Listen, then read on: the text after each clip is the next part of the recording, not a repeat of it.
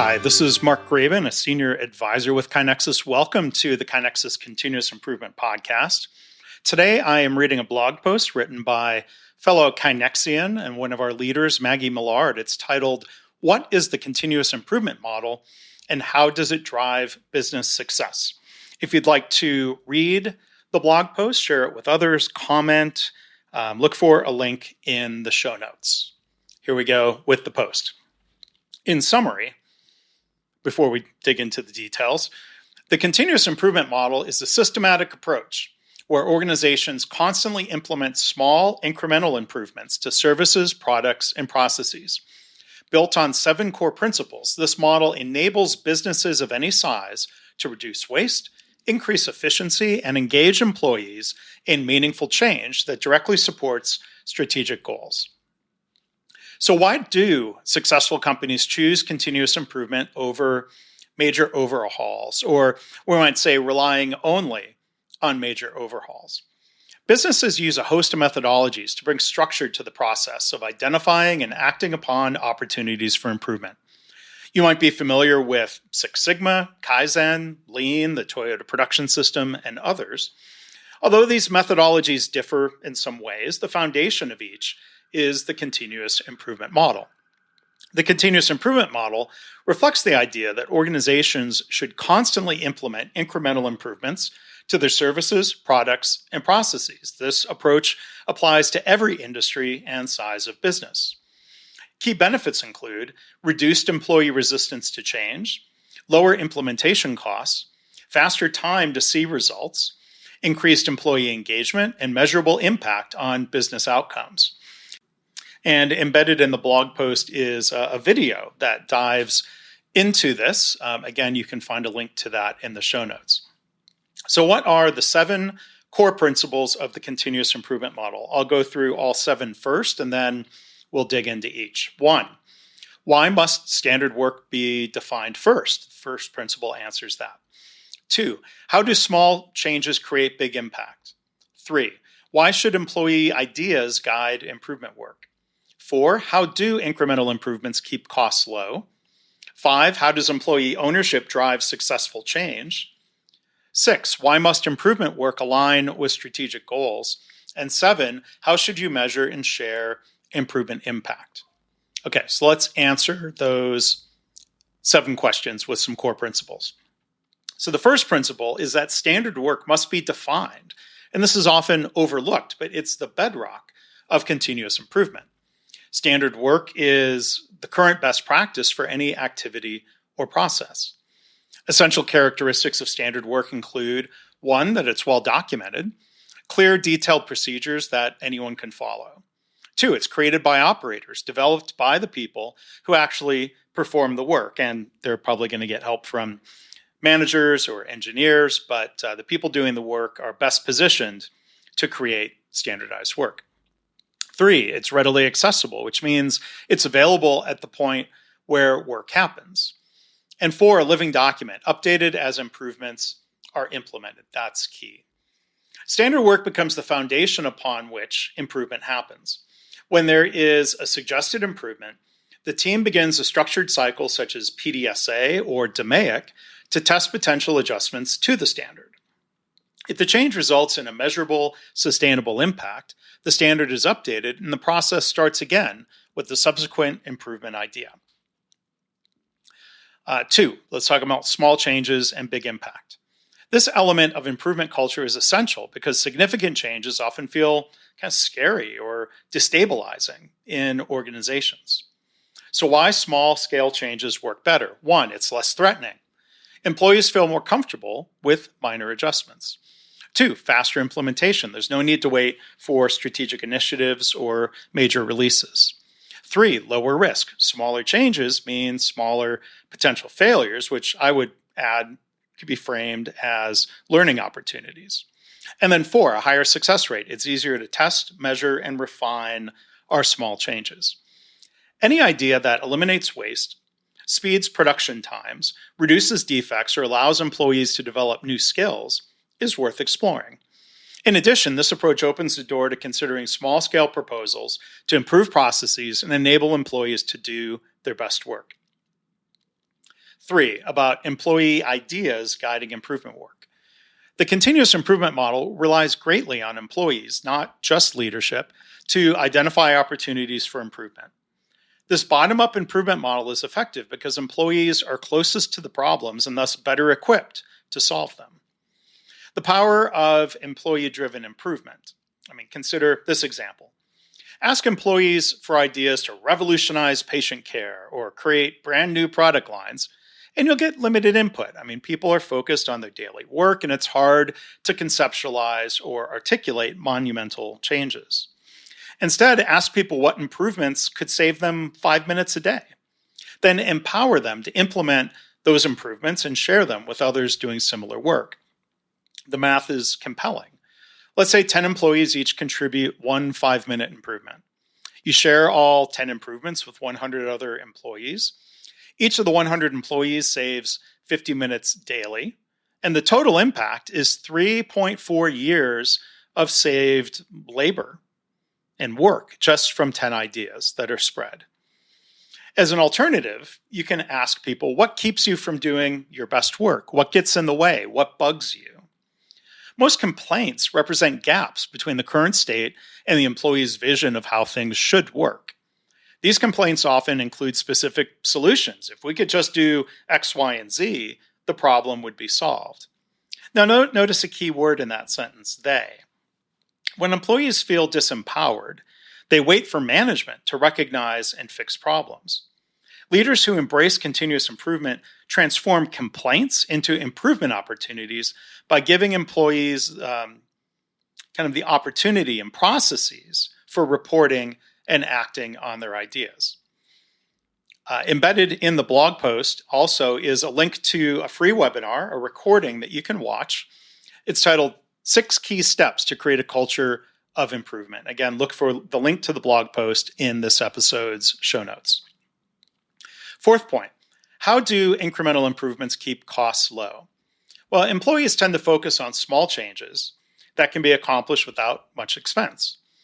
Many ideas from employees involve eliminating process steps rather than adding them, which is an excellent way to ensure that every activity ideally adds some value to the customer, and we work on reducing wasted effort. So we can share some real-world impact data. We have the benefit here at KaiNexus of seeing the detailed improvement data from organizations at every stage of the improvement journey, people around the world and nearly every industry. Through looking at that data, we've discovered that, broadly speaking, 1.4% of improvement ideas have an impact of over $100,000, and each employee has an average annual impact of $25,000. This demonstrates that inexpensive improvements can generate massive bottom line impact when they're implemented systematically across an organization. Fifth point, talking about employee ownership driving successful change. Getting people to change the way they've always done things, that can be hard. What makes it easier is rolling out changes that originated from the frontline team. When people develop ideas to improve their work, they tend to see the value of change. Benefits of employee ownership include, first, intrinsic motivation, tapping into that. People support changes they helped create. 2, reduced resistance. Again, having frontline origins for ideas makes the adoption easier. Third, management efficiency. This kind of engagement reduces burden on managers who can focus then on coaching people and removing barriers. And finally, employee empowerment. Workers take charge of identifying problems and implementing solutions. By engaging your staff in the continuous improvement model, you empower them to take charge of their work.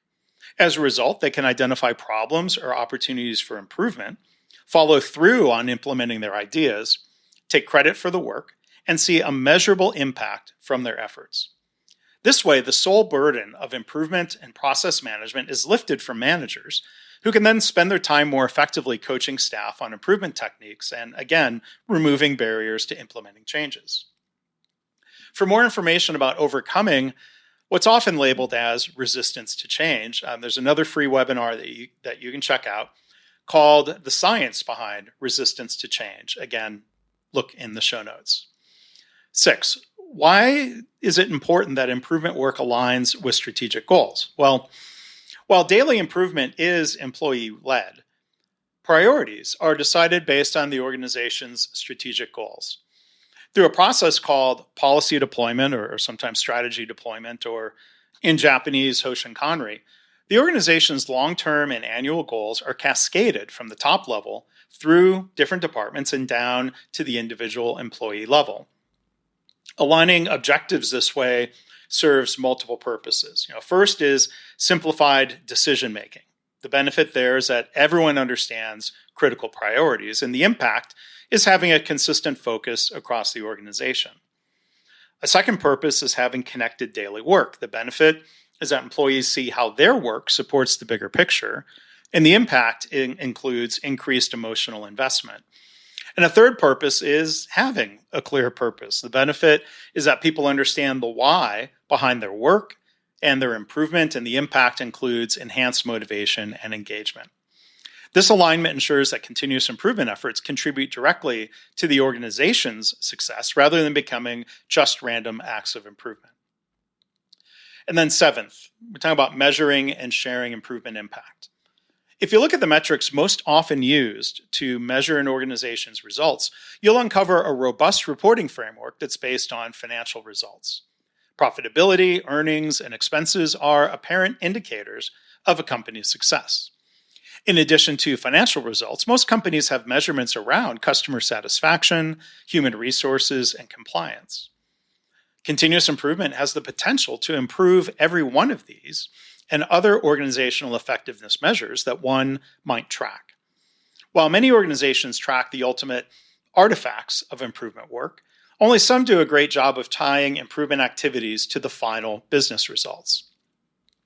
Why does a measurement matter? Well, it validates effort. It demonstrates that improvement activities produced real results. It maintains momentum. Success stories with data encourage continued participation. Strategic alignment. This connects improvement work to organizational goals, and it provides a competitive advantage that organizations that measure improvement outperform those who don't. Some of the key measurement areas would include financial impact, cost savings and revenue improvements, operational metrics, efficiency gains and quality improvements, employee engagement, including participation rates and satisfaction or engagement scores, and customer outcomes, satisfaction and retention. Because the continuous improvement model relies on employees for ideas for improvement, each person becomes more invested in the outcome of the change, and employee engagement increases. The focus on improvement increases the chance of successful, sustainable, positive change. Improved employee engagement also positively impacts retention, customer service, product quality, and recruiting. So how do we implement the continuous improvement model? What systems support continuous improvement? Successful continuous improvement requires structured systems that make it easy for employees to participate and for managers to track progress. Some of the essential system components include idea capture, simple ways for employees to submit improvement suggestions, an evaluation process, a structured approach to assess and prioritize ideas, implementation support, resources and guidance for testing changes, progress tracking, visibility into improvement project status, impact measurement, tools to quantify results and ROI, recognition programs, systems to acknowledge and celebrate contributions. And KaiNexus, is a system that does all of that and more. Well, what role does leadership play? Leadership's role shifts from directing change to enabling it.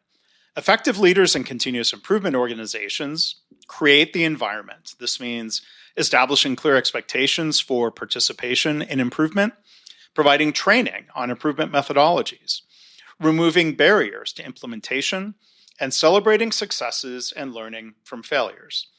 Leaders also support the process. They coach employees on improvement techniques. They ensure adequate resources are there for testing ideas. They connect improvement work to strategic priorities, and they maintain focus on systematic measurement. So the last thing we'll cover here is some frequently asked questions about continuous improvement. What's the difference between continuous improvement and innovation? Well, continuous improvement focuses on incremental enhancements to existing processes, while innovation typically involves creating entirely new products, services, or methods. Both are valuable, of course, but continuous improvement provides consistent, measurable progress without the risks associated with major changes.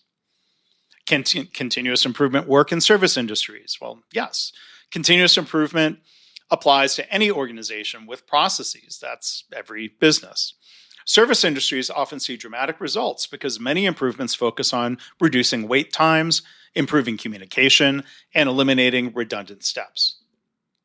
How do you overcome employee resistance to continuous improvement? Well, this, again, so-called resistance typically decreases when employees see that their ideas are valued and implemented. Start with voluntary participation. Focus on improvements that make work easier and consistently recognize contributions. Success stories from early adopters help convince any skeptics. And finally, how do you maintain momentum in continuous improvement? Well, sustainable momentum requires consistent leadership support, regular communication of results, ongoing recognition of contributions, and continuous evolution of the program based on employee feedback and organizational needs. So again, if you would like to read the blog post, if you'd like to comment, share it, and more, there is a link to it in the show notes. So again, on behalf of the team at KaiNexus, this is Mark Rabin saying thank you for listening, and we'll see you, or you'll hear us, Kai next time.